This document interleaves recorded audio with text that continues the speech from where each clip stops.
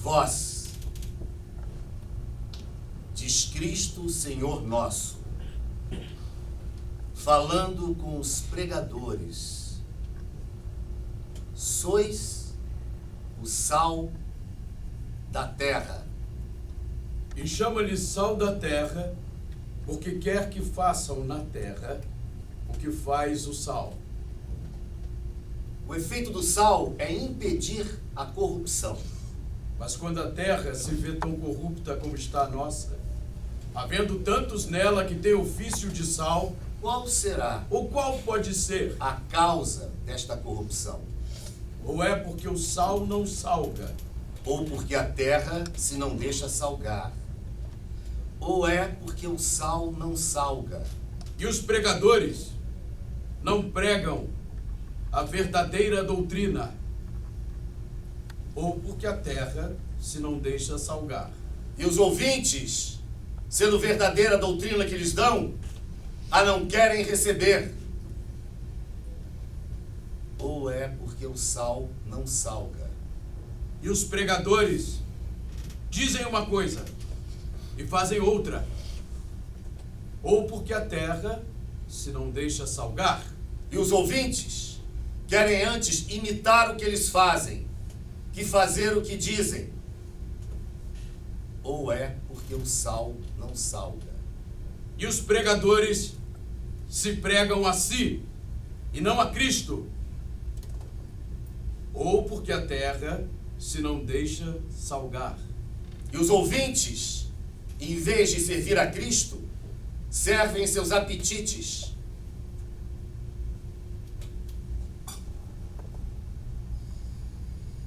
Não é tudo isso verdade?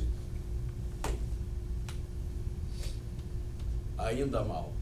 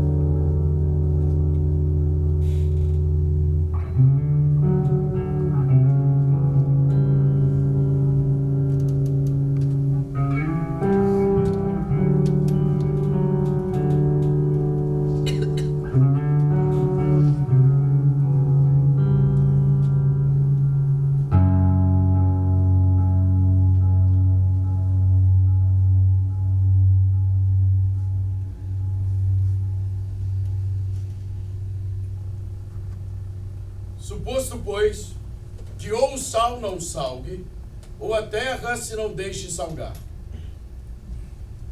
Que se há de fazer a este sal?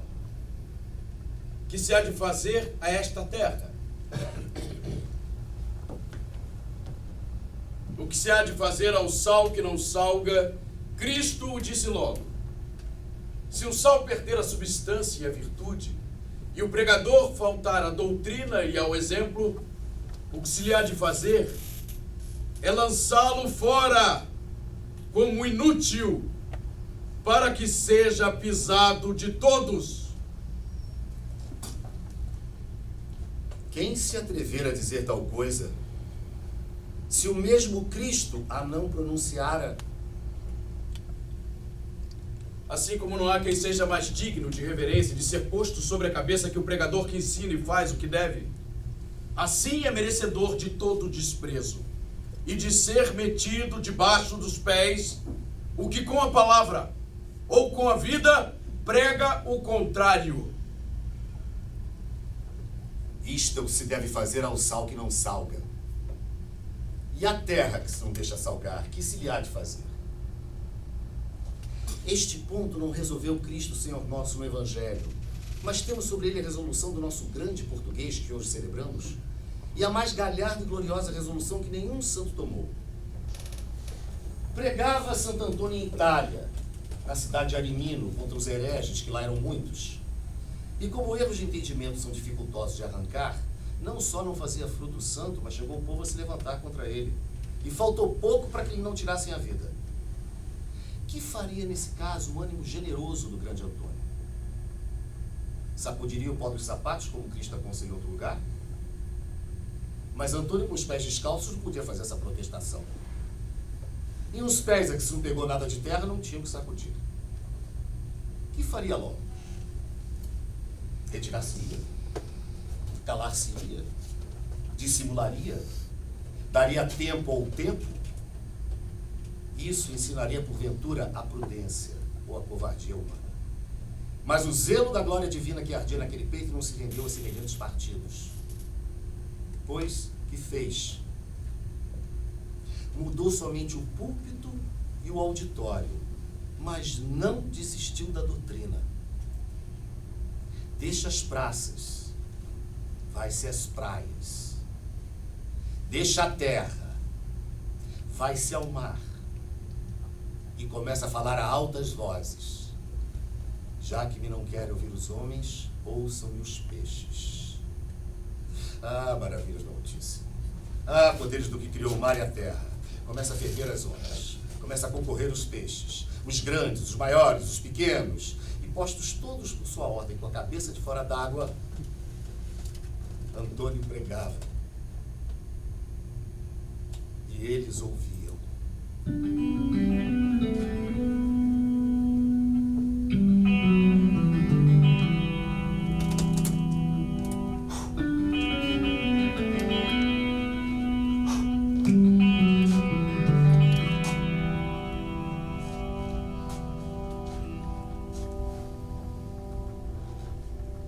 Os outros santos doutores da igreja foram sal da terra. Santo Antônio foi sal da terra e foi sal do mar. Este é o assunto que eu tinha para tomar hoje. Mas há muitos dias que tenho metido no pensamento que nas festas dos santos é melhor pregar com eles que pregar deles. Quanto mais que o sal da minha doutrina, qualquer que ele seja, tem tido nesta terra uma fortuna tão parecida de Santo Antônio em Arimino, que é força segui-la em tudo. Muitas vezes vos tenho pregado nesta igreja, e noutras, de manhã e de tarde, de dia e de noite, sempre com doutrina muito clara, muito sólida, muito verdadeira. E a que mais necessária e importante é a esta terra, para emenda e reforma dos vícios que a corrompem. O fruto que eu tenho colhido dessa doutrina, e se a terra tem tomado sal ou se tem tomado dele, vós o sabeis, e eu por vós o sinto. Isto suposto, quero hoje, a imitação de Santo Antônio, voltar-me da terra ao mar. E já que os homens se não aproveitam, pegar aos peixes. O mar está tão perto que bem me ouvirão. Os demais podem deixar o sermão, pois não é para eles.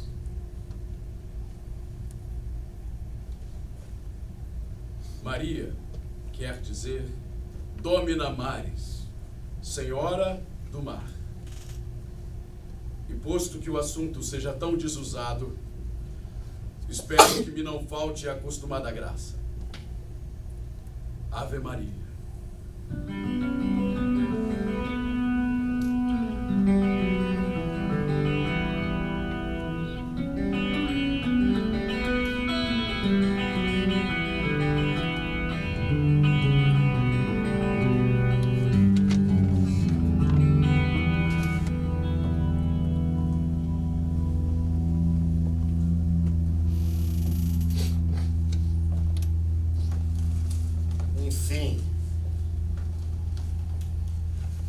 Que havemos de pregar hoje aos peixes. Nunca pior auditório. Ao menos tem os peixes duas boas qualidades de ouvintes. Ouvem e não falam. Uma só coisa pudera desconsolar ao pregador, que é serem gente os peixes, que se não há de converter. Mas essa dor é tão ordinária que já pelo costume quase se não sente. Por essa causa, não falarei hoje em céu nem inferno. E assim será menos triste esse sermão que os meus parecem aos homens, para nos encaminhar sempre a lembrança desses dois fins. A vez de saber, irmãos peixes, que o sal, filho do mar como vós, tem duas qualidades as quais em vós mesmos se experimentam: conservar o são e preservá-lo para que se não corrompam. Essas mesmas qualidades tinham as pregações do vosso pregador Santo Antônio, como também as devem ter de todos os pregadores. Uma é louvar o bem, outra é repreender o mal. Louvar o bem para o conservar, repreender o mal para preservar dele. Nem cuideis que isso pertence só aos homens, porque também nos peixes tem seu lugar. Quando Cristo comparou a sua igreja à rede de pescar, diz que os pescadores recolheram os peixes bons e lançaram fora os maus. E onde há bons e maus, aqui louvar e repreender. Suposto isto, para que procedamos com clareza, dividirei-lhes o vosso sermão em 2 pontos. No primeiro, louvar-vos-ei as vossas virtudes. No segundo, repreender-vos-ei os vossos vícios. E assim, satisfaremos as obrigações do sal, que melhor vos está ouvi-las vivos que experimentá-las depois de mortos.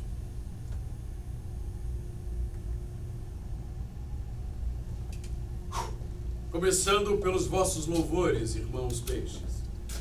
Bem vos pudera eu dizer que entre todas as criaturas viventes e sensitivas, vós fostes as primeiras que Deus criou. A vós criou primeiro que as aves do ar, a vós primeiro que aos animais da terra, e a vós primeiro que ao mesmo homem. Entre todos os animais do mundo, os peixes são os mais, e os peixes os maiores. Que comparação tem em número as espécies das aves e dos animais terrestres com a dos peixes? Que comparação na grandeza, o elefante com a baleia? Esses e outros louvores, estas e outras excelências de vossa geração e grandeza, os pudera dizer, ó peixes. Mas isto é lá para os homens, que se deixam levar destas vaidades. E é também para os lugares em que tem lugar a adulação, e não para o púlpito. Vindo, pois, as vossas virtudes, que são as que só podem dar o verdadeiro louvor, a primeira que se me oferece aos olhos hoje é aquela obediência com que, chamados, acudistes todos pela honra de vosso Criador e Senhor. E aquela ordem, quietação e atenção com que ouvistes a palavra de Deus da boca de seu servo Antônio.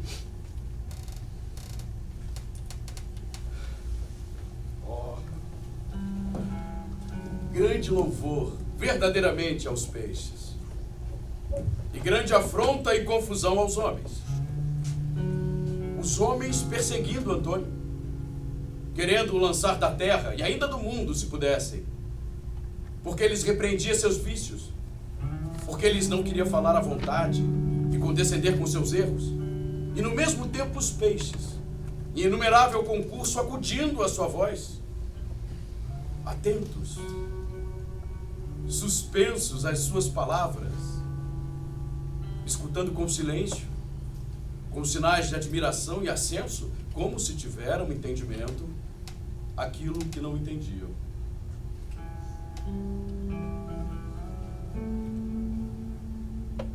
Quem olhasse nesse passo para o mar e para a terra, e visse na terra os homens tão furiosos e obstinados, e no mar os peixes tão quietos e tão devotos, que havia de dizer? Poderia cuidar que os peixes irracionais se tinham convertido em homens, e os homens não em peixes, mas em feras. Aos homens deu Deus uso de razão, e não aos peixes. Mas nesse caso os homens tinham a razão sem o uso, e os peixes o uso sem a razão. Muito louvor mereceis, peixes, por este respeito e devoção que tivestes aos pregadores da palavra de Deus. Tanto mais, quanto não foi só esta a vez em que assim o fizestes.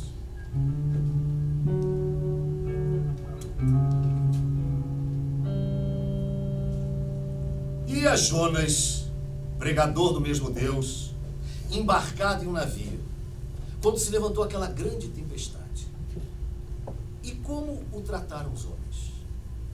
Como o trataram os peixes? Os homens lançaram no mar a ser comido os peixes, e o peixe que comeu levou-o às praias de Nínive, para que lá pregasse e salvasse aqueles homens. É possível que os peixes ajudem a salvação dos homens e os homens lançam ao mar os ministros da salvação? Vede, peixes, e que não vos venha vanglória. Quanto melhores sois que os homens. Os homens tiveram entranhas para deitar Jonas ao mar, e o peixe recolheu nas entranhas a Jonas, para o levar vivo à terra. Mas porque nessas duas ações teve maior parte a onipotência que a natureza, como também todas as milagrosas que obram os homens, passo as virtudes naturais e próprias vossas. Falando dos peixes, Aristóteles diz que só eles, entre todos os animais, se não domam nem domesticam. Dos animais terrestres, o cão é tão doméstico, o cavalo tão sujeito, o boi tão serviçal, o bugio tão amigo, tão lisonjeiro, e até mesmo leões e tigres, com arte e benefício, se amansam. Dos animais do ar, afora aquelas aves que se vivem aqui conosco, o papagaio nos fala, o roxinol nos canta, o açor nos ajuda e nos recreia, e até mesmo as grandes aves de rapina, encolhendo as suas unhas, reconhecem a mão de quem recebe o sustento.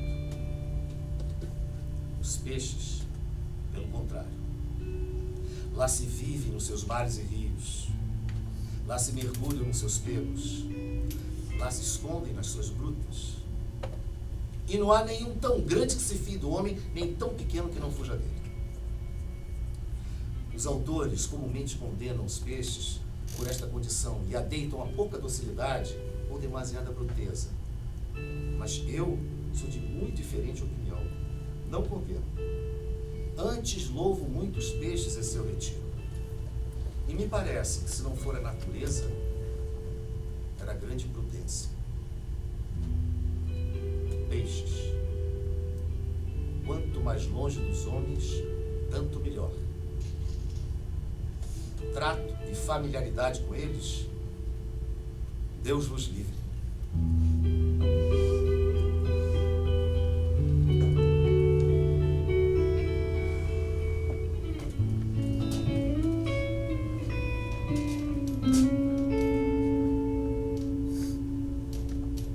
Se os animais da terra e do ar querem ser seus familiares, façam-no, muito embora que com suas pensões o fazem.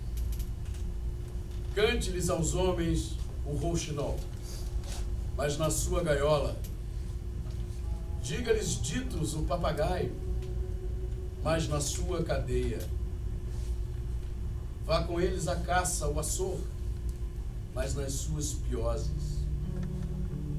Faça-lhe bufonerias o bugio, mas no seu cepo.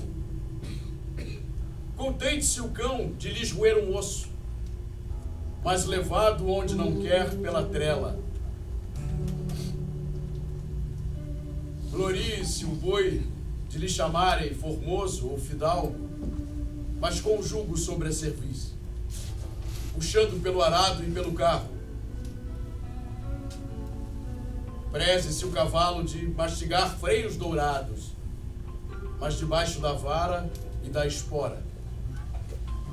E se os tigres e os leões lhe comem a ração de carne que não caçaram no bosque, sejam presos e encerrados com grades de ferro. Entretanto, vós, peixes, longe dos homens e fora dessas cortesanias, vivereis só convosco, sim, mas como peixe na água. De casa e das portas adentro, tendes o exemplo de toda esta verdade, o qual vos quero lembrar, porque há filósofos que dizem que não tendes memória. No tempo de Noé, sucedeu o dilúvio que cobriu e alagou o mundo. E de todos os animais, quais se livraram melhor? Dos leões escaparam 2, leão e lobo, e assim dos outros animais da terra. Das águias escaparam 2, fêmea e macho, e assim das outras aves. E dos peixes? Todos escaparam. Antes não só escaparam todos, mas ficaram muito mais largos que dantes, porque a terra e mar tudo era mar. Pois se naquele universal castigo morreram todos os animais da terra e todas as aves, por que não morreram também os peixes? Sabeis por quê? Diz Santo Ambrósio, porque os outros animais, como mais domésticos ou mais vizinhos, tinham mais comunicação com os homens. Os peixes viviam longe retirados deles. Facilmente poderá Deus fazer com que as águas fossem venenosas e matassem todos os peixes, assim como se afogaram todos os outros animais. Mas com o dilúvio, foi um castigo universal que Deus dava aos homens por seus pecados. E ao mundo, pelos pecados dos homens, foi a altíssima providência da divina justiça que ele houvesse essa diversidade ou distinção. Para que o mesmo mundo visse que da companhia dos homens lhe viera todo mal. E que por isso aqueles animais que viviam mais perto deles foram também castigados. E os que andavam longe ficaram livres. Vede, peixes, quão grande bem estar longe dos homens.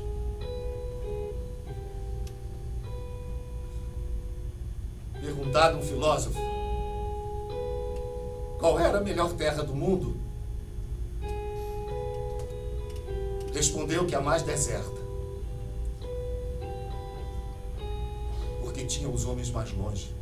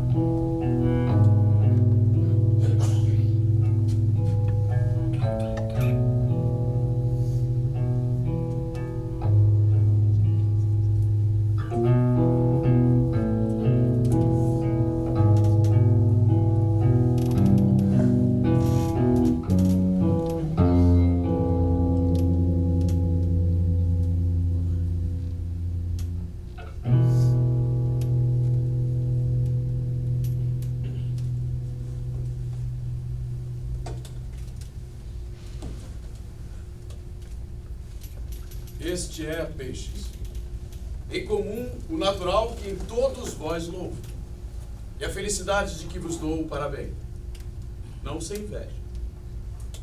Descendo ao particular, infinita matéria fora se houvera de discorrer pela virtude de que o autor da natureza adotou e fez admirável em cada um de vós. De alguns somente farei menção. E o que tem o primeiro lugar entre todos, como tão celebrado na Escritura, é aquele santo peixe de Tobias, a quem o texto sagrado não dá outro nome que de grande, como verdadeiramente o foi nas virtudes interiores, em que só consiste a verdadeira grandeza. Ia Tobias, caminhando com o anjo São Rafael, que o acompanhava, e descendo a lavar os pés do pó do caminho, nas margens de um rio, eis que o investe um grande peixe, em ação de que o queria tragar, com a boca aberta. Gritou Tobias assombrado. Mas o anjo lhe disse que pegasse no peixe pela barbatana e o arrastasse para a terra, que o abrisse, lhe tirasse as entranhas e as guardasse, porque lhe haviam de servir muito. Fê-lo assim Tobias. E perguntando que virtude tinham as entranhas daquele peixe que lhe mandara guardar, respondeu o anjo que o fel era bom para sarar da cegueira e o coração para lançar fora os demônios. Assim o disse o anjo. E assim o mostrou logo a experiência. Porque sendo o pai de Tobias cego, aplicando-lhe aos olhos o filho, o pequeno do fel, cobrou inteiramente a vista. E tendo um demônio chamado Asmodeu, morto 7 maridos a Sara, casou com ela o mesmo Tobias. E queimando na casa parte do coração, fugiu dali o demônio, e nunca mais tornou. De sorte que o fel daquele peixe tirou a cegueira a Tobias o velho e lançou fora os demônios de casa a Tobias o moço. Um peixe de tão bom coração e tão proveitoso fel, quem o não louvará muito? Certo que se a esse peixe o vestiram de burel e o ataram com uma corda, parecia um retrato marítimo de Santo Antônio. Abria Santo Antônio a boca contra os hereges, enviava-se a eles, levado de fervor e zelo da fé e glória divina. E eles, que faziam? Gritavam como Tobias e assombravam-se com aquele homem e cuidavam que os queria comer. Ah, homens, se houvesse um anjo que vos revelasse qual é o coração deste homem, este fel que tanto vos amarga, quão necessário e quão proveitoso vos é. Se vós lhe abrisseis esse peito e visse-lhes as entranhas, como é certo que havíeis de encontrar e conhecer claramente nelas que só 2 coisas pretende de vós e convosco. Uma é alumiar e curar vossas cegueiras, e outra, lançar-vos os demônios fora de casa. Mas a quem vos quer tirar as cegueiras, a quem vos quer livrar dos demônios, perseguis vós.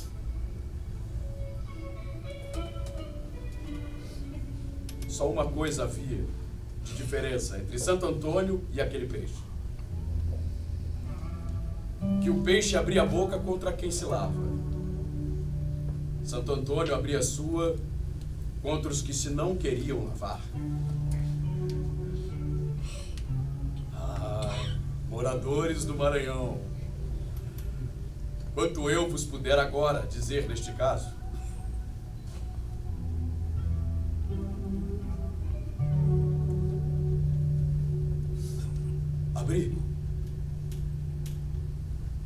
abri estas entranhas. Vede este coração.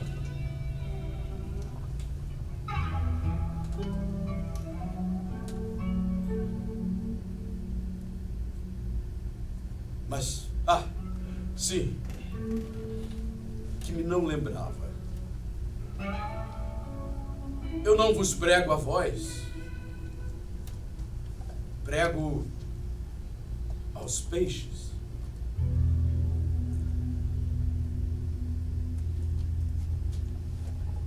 Passando dos da Escritura aos da história natural. Quem haverá que não louve e admire muito a virtude tão celebrada da rêmora? Quem haverá que não admire a virtude daquele peixezinho tão pequeno no tamanho, tão grande na força e no poder, que não sendo maior de um palmo, se pega ao leme de uma nau da Índia, apesar das velas e do vento e de seu próprio peso e grandeza, aprende e amarra mais que as mesmas âncoras, sem se poder mover nem ir por diante. Ah, se houver uma rêmora na terra que tivesse tanta força quanto a do mar, que menos perigos haveria na vida, que menos naufrágios no mundo. Se alguma rêmora houve na terra, foi a língua de Santo Antônio. O apóstolo Santiago, naquela sua eloquentíssima epístola, compara a língua ao leme da nau e ao freio do cavalo. Uma e outra comparação juntas declaram maravilhosamente a virtude da rêmora, a qual, pegada ao leme da nau, é leme da nau e freio da nau. E tal foi a virtude e força da língua de Santo Antônio. O leme da natureza humana é o alvedrio, o piloto é a razão. Mas como poucas vezes obedece à razão os ímpetos precipitados do alvedrio, nesse leme, porém, tão desobediente e rebelde, mostrou a língua de Antônio quanta força tinha como rêmora para domar e parar a fúria das paixões humanas. Quantos, correndo fortuna na nau soberba, com as velas inchadas do vento, e da mesma soberba, que também é vento, iriam se desfazer nos baixos que já arrebentavam por proa, se a língua de Antônio como rêmora não tivesse a mão ao leme, até que as velas amainassem, como mandava a razão, e cessasse a tempestade, de fora e a de dentro. Quantos, embarcados na nau Vingança, com a artilharia abocada e os botafogos acesos, corriam enfunados a dar-se batalha, onde se queimariam ou deitariam a pique, se a rêmora da língua de Antônio lhes não contivesse a fúria, até que, composta a ira e o ódio com bandeiras de paz, se salvasse amigavelmente. Quantos, navegando na nau cobiça, sobrecarregada até as garras e abertas pelo peso por todas as costuras, incapaz de fugir nem se defender, dariam nas mãos dos corsários, com perda do que levavam e do que iam buscar, se a língua de Antônio as não fizesse parar como rêmora, até que, aliviados da carga injusta, escapassem do perigo e tomassem curso. Quantos, na nau sensualidade, que sempre navega com cerração, sem sol de dia nem estrelas de noite, enganados no canto da sereia e deixando-se levar da corrente, iriam se perder cegamente, se a rêmora da língua de Antônio lhes não contivesse, até que esclarecesse a luz e se pusesse em via.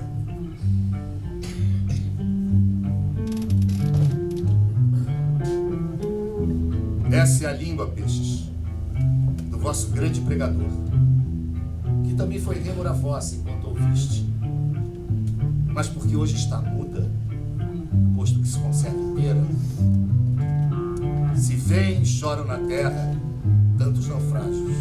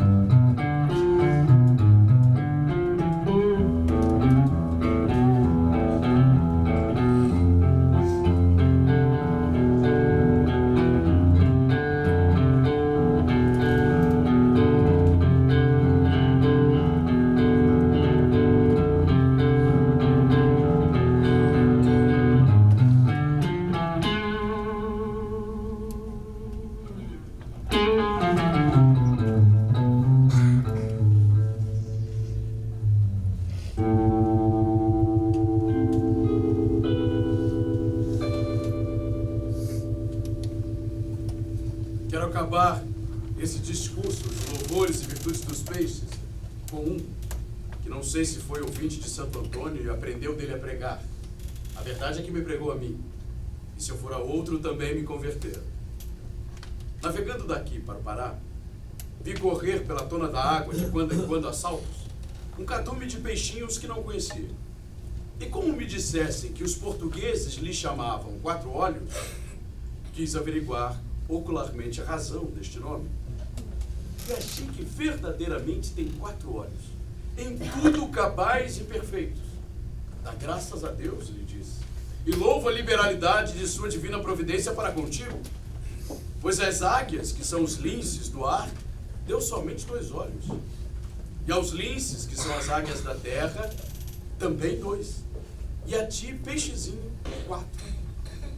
Mas me admirei ainda, considerando nesta maravilha a circunstância do lugar. Tantos instrumentos de vista ao bichinho do mar, nas praias dasquelas mesmas terras vastíssimas, onde permite Deus que estejam vivendo em cegueira milhares de gentes há tantos séculos. Ó, quão altas e incompreensíveis são as razões de Deus, e quão profundos abismos de seus juízos.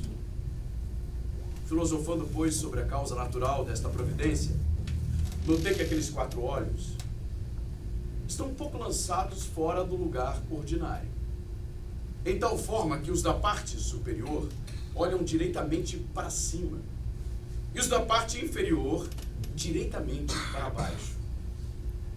E a razão desta nova arquitetura é que esses peixezinhos, que andam sempre na superfície da água, não são só perseguidos pelos outros peixes maiores do mar, senão também por grande quantidade de aves marítimas que vivem naquelas praias. E porque tem inimigos no mar e inimigos no ar, dobrou-lhes a natureza as sentinelas. E lhe deu 2 olhos, que olhassem para cima, para se vigiarem das aves, e outros 2, que olhassem para baixo, para se vigiarem dos peixes. Ó, que bem formar esses 4 olhos uma alma racional, e que bem empregada fora neles, melhor que em muitos homens.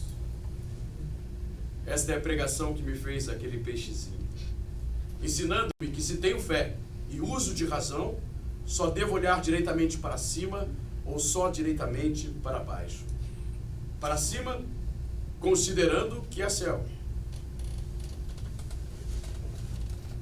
Para baixo, considerando que há inferno.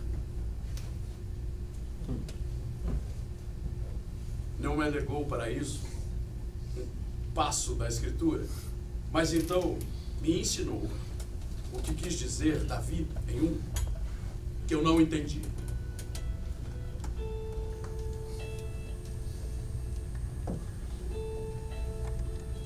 Voltai-me, Senhor, os olhos, para que não vejam a vaidade. Pois Davi não podia voltar os seus olhos para onde quisesse? Do modo que ele queria, não. Ele queria voltados os seus olhos, de modo que não vissem a vaidade.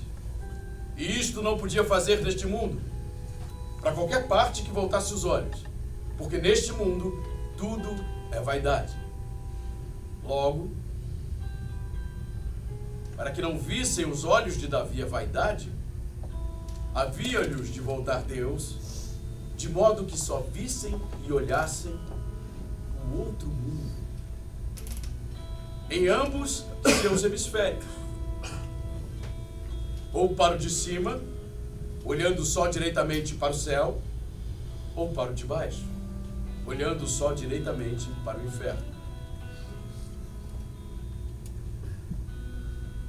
E esta é a mercê que pedia a Deus aquele grande profeta. E esta a doutrina que me pregou aquele peixezinho, tão pequeno.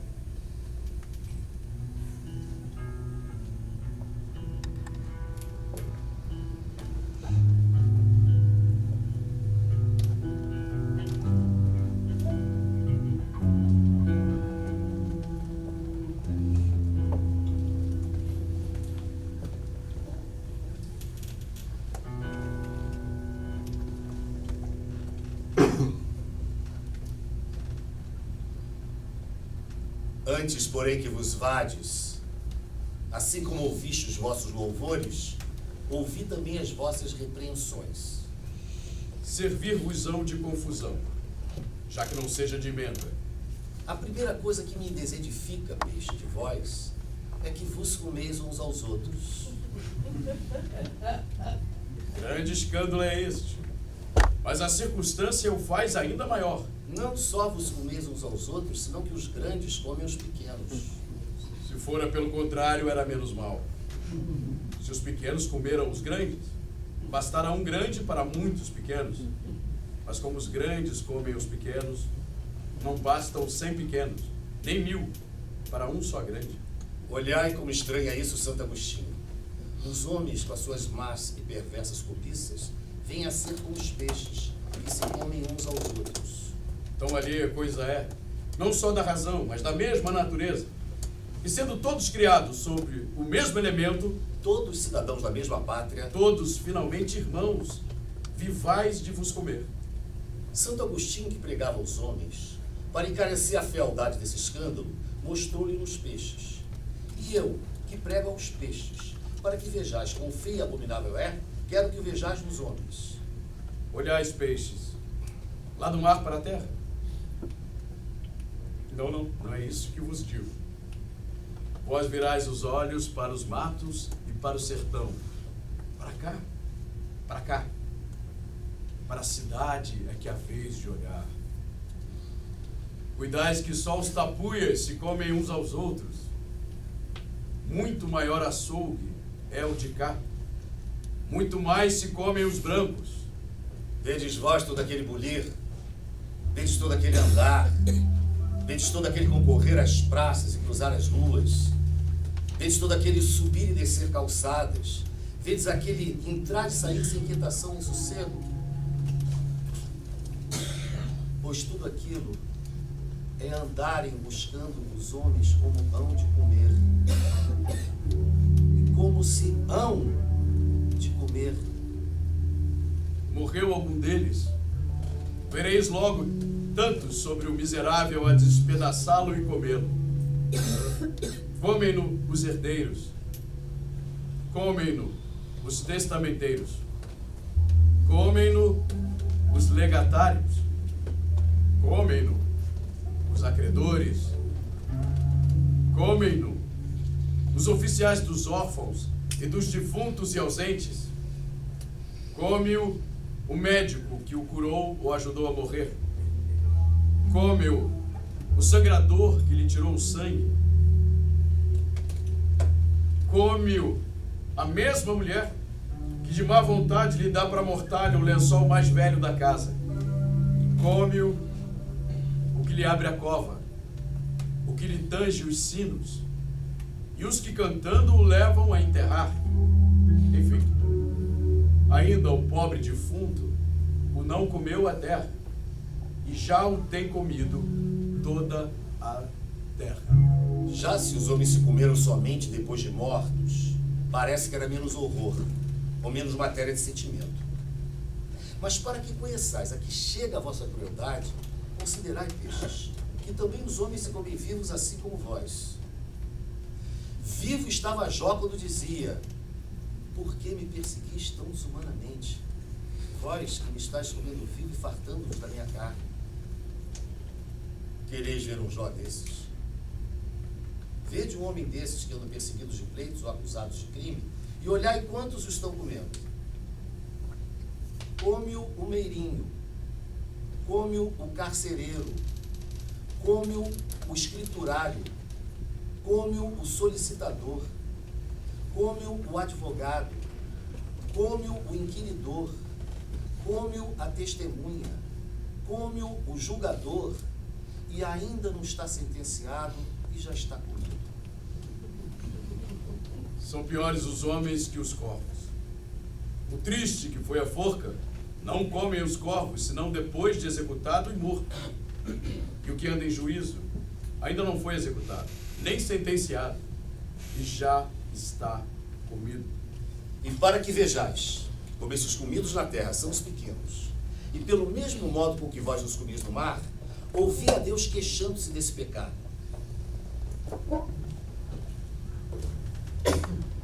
Cuidais, diz Deus, que não há de haver tempo em que conheçam e paguem o merecido aqueles que cometem a maldade? E que maldade é esta, qual Deus singularmente chama a maldade, como se não houvera outra no mundo? E quem são aqueles que a cometem? A maldade é comerem-se os homens uns aos outros. E os que a cometem são os maiores que comem os pequenos. Nestas palavras, pelo que vos toca, importa, peixes, que advirtais muito outras tantas coisas quantas são as mesmas palavras. Diz Deus que comem os homens não só o seu povo, senão declaradamente a sua plebe. Porque a plebe e os plebeus, que são os mais pequenos, os que menos podem, os que menos avultam na república, estes são os comidos. E não só o diz que comem de qualquer modo, senão que os engolem e os devoram. Porque os grandes, que têm o mando das cidades e das províncias, não se contenta a sua fome de comer os pequenos um a um, poucos a poucos, senão que engolem e devoram os povos inteiros. E de que modo se engolem e devoram? Não como os outros comidos, senão como pão. A diferença que há entre o pão e os outros comeres é que para a carne é dias de carne, para o peixe dias de peixe, para as frutas diferentes meses no ano. Porém o pão é comer de todos os dias, onde sempre e continuadamente se come, e isto é que padece os pequenos. São o pão cotidiano dos grandes. E assim como o pão se come com tudo, assim com tudo e em tudo são comidos miseráveis pequenos, não tendo nem fazendo ofício em que os não carreguem, em que os não multem, em que os não defraudem, em que os não comam, traguem e devorem.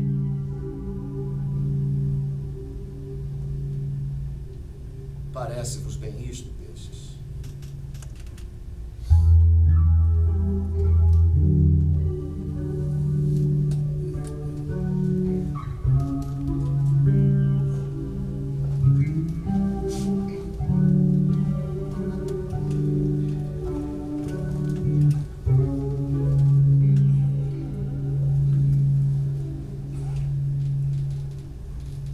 Parece-vos bem isto, peixes?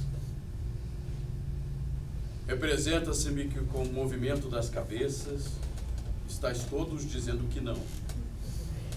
E com olhardes uns para os outros vos estáis admirando e pasmando de que entre os homens haja tal injustiça e maldade. Pois isto mesmo é o que vós fazeis. Os maiores comeis os pequenos.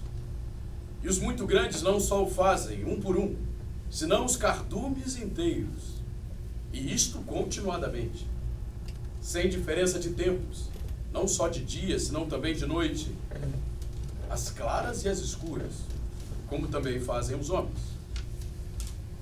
Notai, peixes, que o meu estilo, que Deus guarda com os homens na terra, observa também convosco no mar.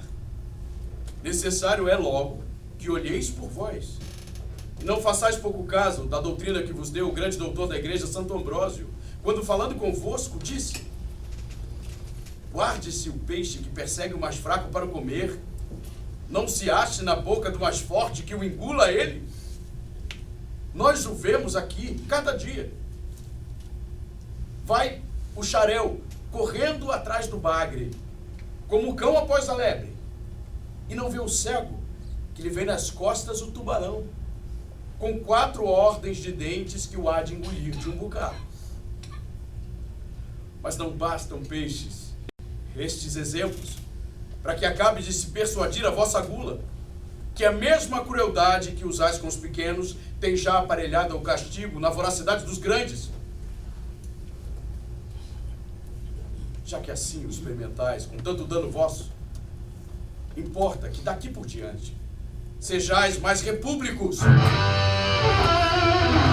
e zelosos do bem comum,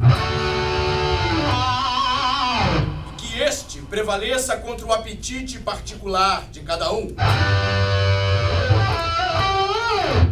bastam tantos inimigos de fora e tantos perseguidores tão astutos e pertinazes quanto são os pescadores, que nem de dia nem de noite deixam de vos pôr em cerco e fazer guerras por tantos modos?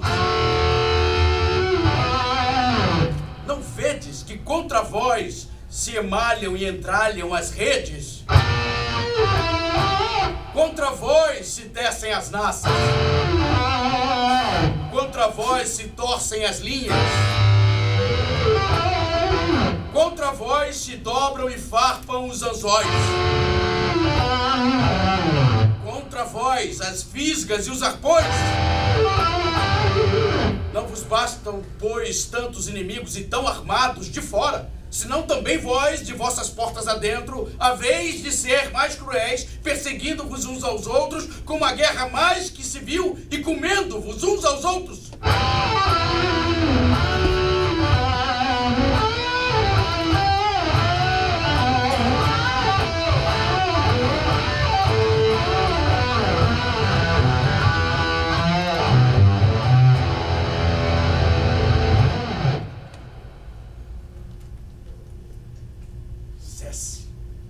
Cesse já, irmãos peixes, e tenha fim algum dia essa tão perniciosa discórdia. E pois vos chameis e sois irmãos, lembrai-vos das obrigações deste nome.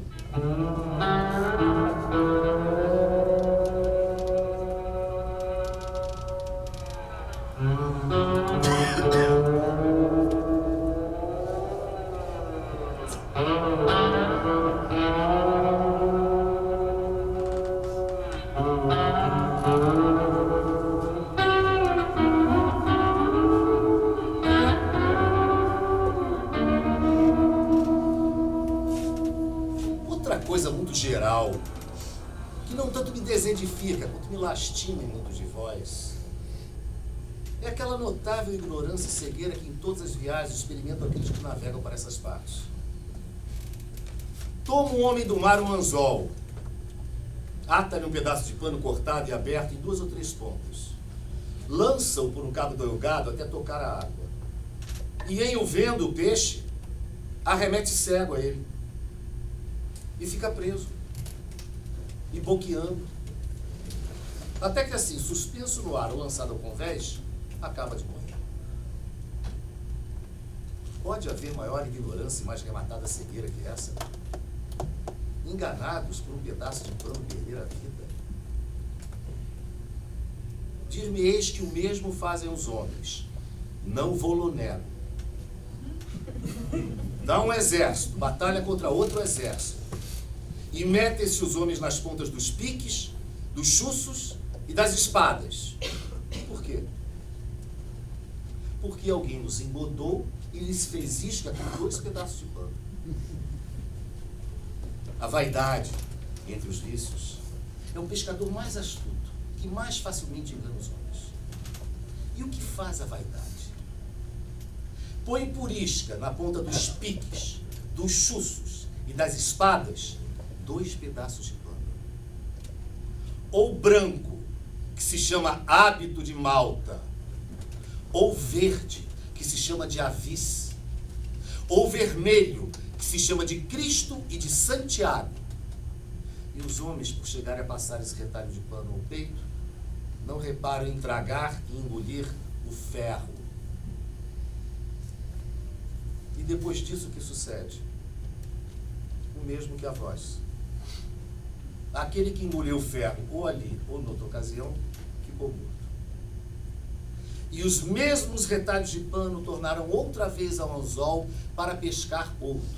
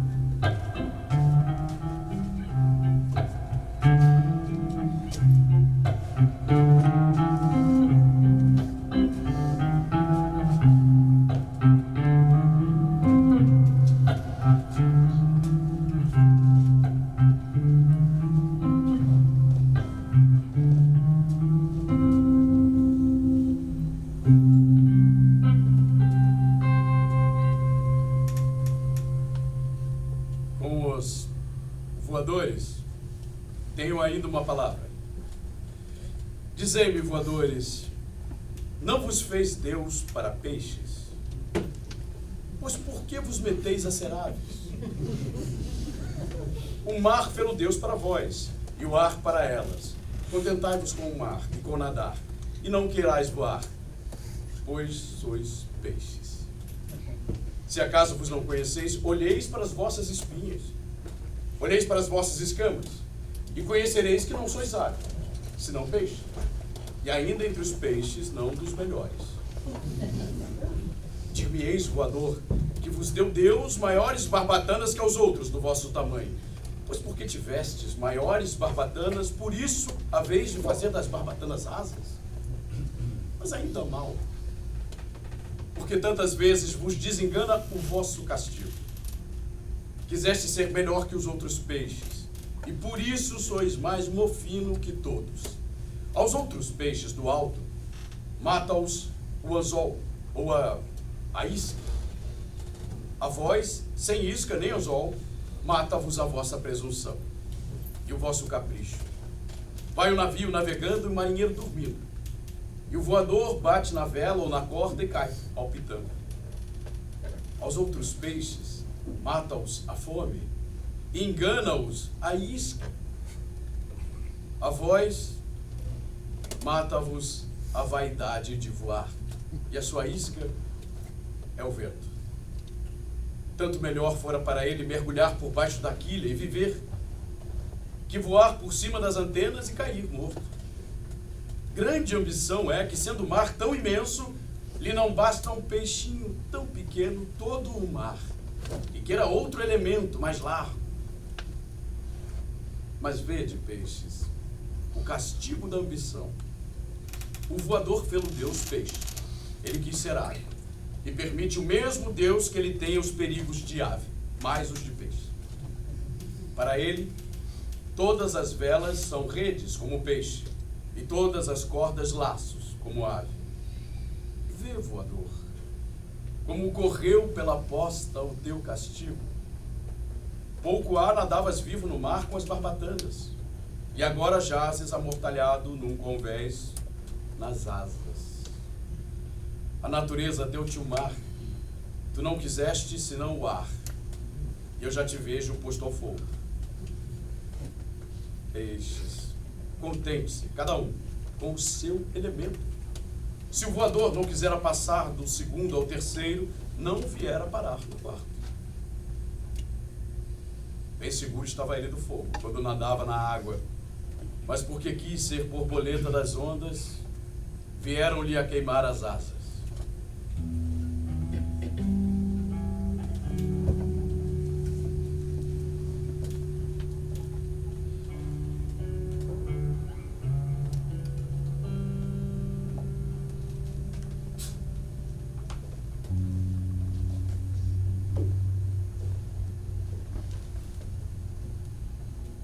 Voadores do mar,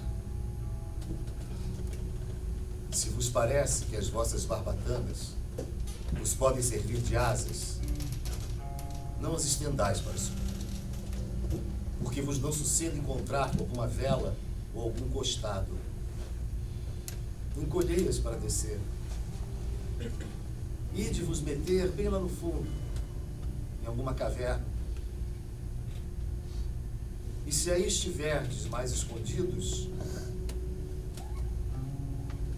estareis mais seguros.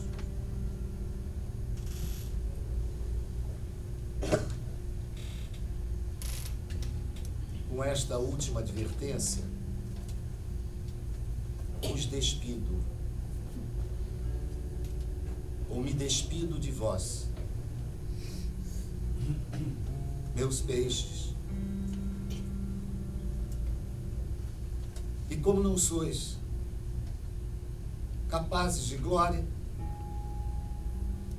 nem de graça, não acaba o vosso sermão em graça e glória.